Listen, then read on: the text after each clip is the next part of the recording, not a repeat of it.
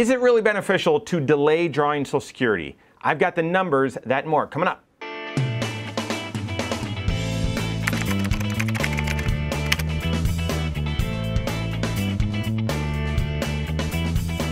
My name is Mike Bernard. I'm the host of the Wise Money Show. I'm also one of the certified financial planners right here at Korhorn Financial Group. Make sure you hit that subscribe button, turn on notifications, and smash that thumbs up button. Say it all the time. Deciding when to draw Social Security is one of the biggest financial decisions of your life. Make sure you do so unemotionally and actually planning, looking at all 6 areas of your financial life, talking to someone who's done this thousands of times before and is a fiduciary that can truly look out for you because guys, deciding when to draw, how you can optimize Social Security for your unique financial situation is critically important. There is not a one-size-fits-all approach. And I want to make that clear right at the start, because for some people, it may make sense to draw immediately. Done videos on that. For others, it may make sense to draw at age 70. For others, it might be in between. It's not a one-size-fits-all approach. But with the big risks out there, is it really worth it to delay your Social Security? We're going to take a look at the actual numbers here in just a second, but I get the reasons why not, okay? The first one that I hear often, when I even just start this conversation with folks, and by the way, we start it really early, and sort of as we're projecting out, a lot of times people say, well, is Social Security even going to be there? I know the Social Security system is broken. I've got a video coming up on sort of my take and our take on that here in a few days, but it is broken. The original analysis and the original actuarial calculations on Social Security had a life expectancy number that was much shorter than what actually is happening today.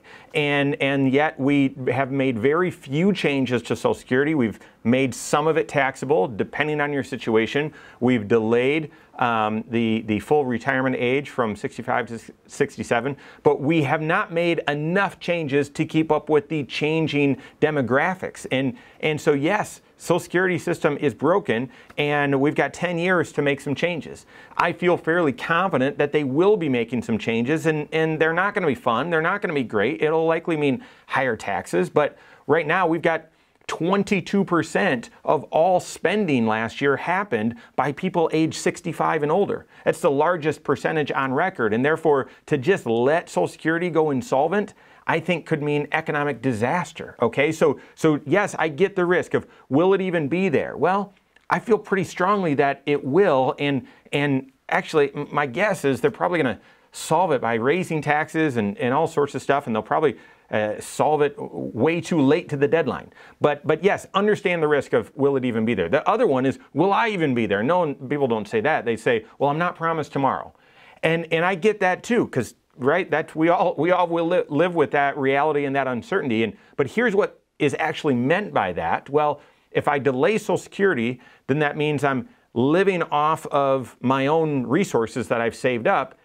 And when I pass away, it's not like Social Security gives this big life insurance policy. There is life insurance part of Social Security, but it's a couple $100s. So if I delay Social Security and draw down my own assets and then I pass away, well, I've drawn down money from my accounts that would have otherwise gone to my heirs. I'm not promised tomorrow. Why should I do this? And I get that as well. And therefore, you've got to make that decision in the context of your overall financial plan. But I'd encourage you to do so in a way that sort of manages and tempers those emotions, because those can be very strong. Just on that one alone, it would then never delay, because you're never promised tomorrow. But I'd encourage you, from a planning standpoint, to pause and take a look at the math. The first part of the math is, you might hear this percentage kicked around a lot and maybe haven't seen it in writing or don't fully understand what it means, but delaying Social Security increases your Social Security approximately 8% every single year, okay? And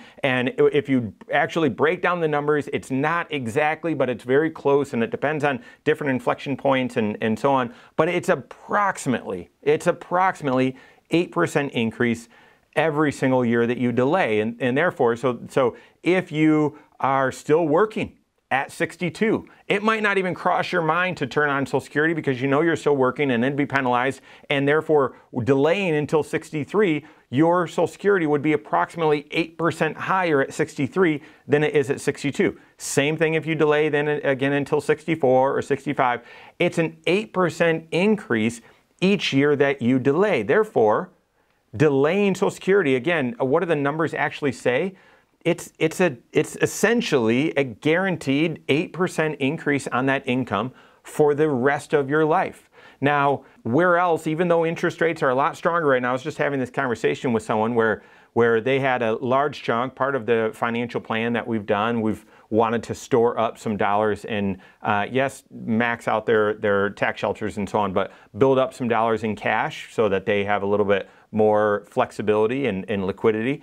And so we talked about, well, maybe if a couple things that could happen in their life don't pan out, maybe the first couple of years of retirement, they draw down those cash assets and let their Social Security continue to grow. And the answer, the rationale was, well, even though you're earning a good interest rate on those dollars, about 4.5%, almost 5%, delaying Social Security still gives you an 8% return.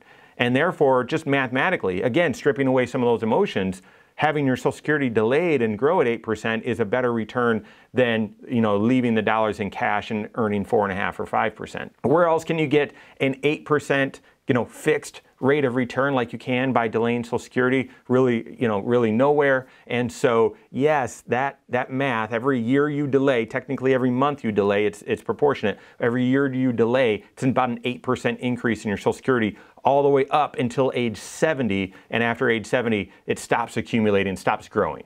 Okay, that's all well and good, but let's actually look at the numbers. And so here's a chart that is demonstrated that we use with clients out of some of the software that we use in doing financial plans. And I often try to just kind of sift through and not get into all the details, but I say, deciding to draw Social Security at one time or another could actually mean the difference of several $100,000 in overall value in your finances. So take a look at this. This on the left, it shows just an annual income in a sample scenario, and Jim and Pam Halpert here. So if Jim draws at age 62, his benefit would be just under 30 grand a year.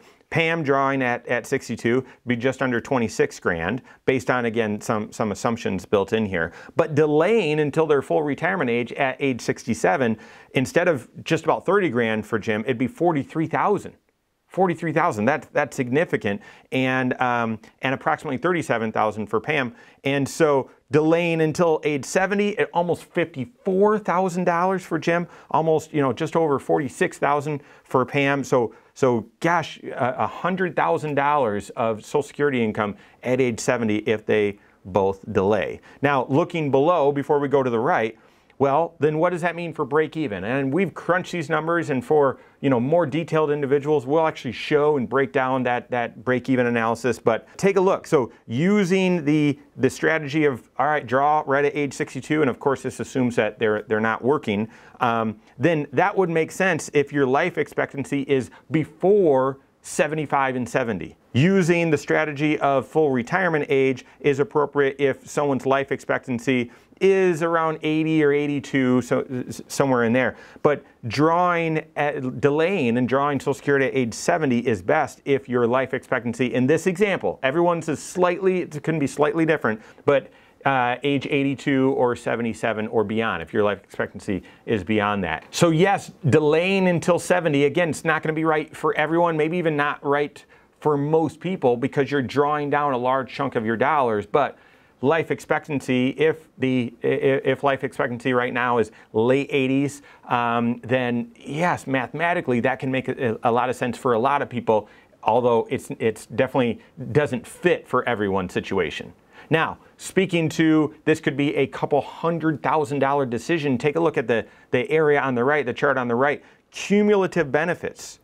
Cumulative benefits. Now, again, assuming that you live until a certain life expectancy, but Jim, drawing at 62, his cumulative benefit, and I think we have Jim living until age 90, that he would total receive about $1.6 million from Social Security. If he waited until his full retirement age, it'd be $2.1 million. Almost a $500,000 increase by just delaying 5 years and still, of course, living to 90. That's the big assumption there.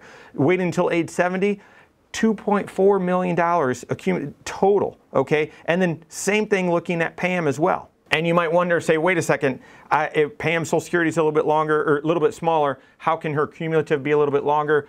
We using life expectancy tables, women tend to live a little bit longer than men, and therefore she's got a few more years of drawing and collecting Social Security, and that's why her cumulative amount is higher. But again, those are significant numbers and significant differences based on your choice. So hear me loud and clear.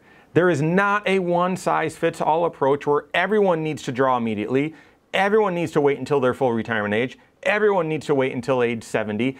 But you've got to take a look and run the numbers for your own unique situation. And even if the numbers that you run show, oh no, you should delay, based on how much you have saved up, your tax situation, your health situation, I've done a few videos on what all you've got to factor in to make a great decision. But all of that is going to be analyzed and sifted through working with your certified financial planner who's a fiduciary and doing comprehensive financial planning. They're in the right position to help you unemotionally take a look at all of your choices and help you determine, all right, what's the best option? Okay, if you don't like that, all right, here's the second best option, and so on. Help you optimize drawing Social Security. So work with your CFP on that. If you don't have a CFP on your team, you can contact one on my team. Find us online, Korhorn.com. That's Korhorn with K. WiseMoneyShow.com. You can find us there as well, or give us a call, 574-247-5898. All right, there you have it. Go out and take your next wise step in your financial life.